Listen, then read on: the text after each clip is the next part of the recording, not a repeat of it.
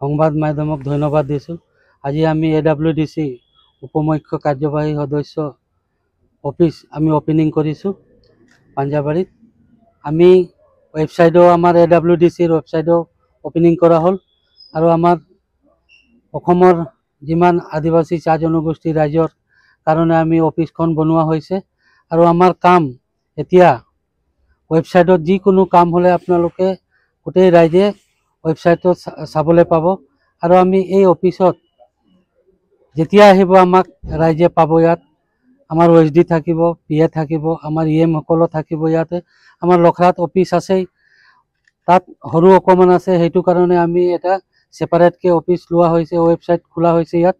সেইটো কাৰণে ৰাইজক ধন্যবাদ দিছোঁ, আপোনালোকক ধন্যবাদ দিছোঁ।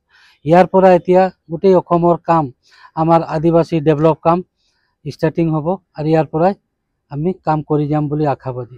আজি আমি নিশ্চয় আনন্দিত, কিয়নো আজি পাঞ্জাবাৰীৰ এই স্থানত অসমৰ আদিবাসী ৰাইজৰ উন্নয়নৰ স্বাৰ্থত গঠিত হোৱা আদিবাসী কল্যাণ উন্নয়ন পৰিষদৰ উপমুখ্য কাৰ্যবাহী সদস্যৰ শ্ৰীযুত পিতাৰ ডাঙৰ আজি এখন কাৰ্যালয় স্থাপন কৰা হৈছে আৰু এই কাৰ্যালয়ত ব্যক্তিগত সচিবো নিৰ্ধাৰণ কৰা হৈছে। আৰু আজি এই কাৰ্যালয়টো সমগ্ৰ অসমৰ আদিবাসী উন্নয়নৰ স্বাৰ্থত হ'বলগীয়া কামখিনিৰ কাৰণে এটা অফিচিয়েলি ৱেবছাইট আজি খোলা হৈছে। ইতিমধ্যে আমাৰ মুখ্য কাৰ্যবাহী সদস্যৰ ব্যক্তিগত সচিবে ইতিমধ্যে আপোনালোকক ৱেবছাইটটো জনালে।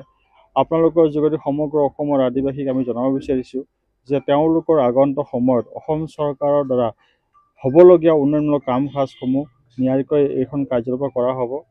আমি আজি এই শুভক্ষণত আপোনালোকৰ দ্বাৰা সমগ্ৰ অসমৰ আদিবাসী সমাজক কৃতজ্ঞতা জ্ঞাপন কৰোঁ। Stay informed, stay ahead. News NE 365.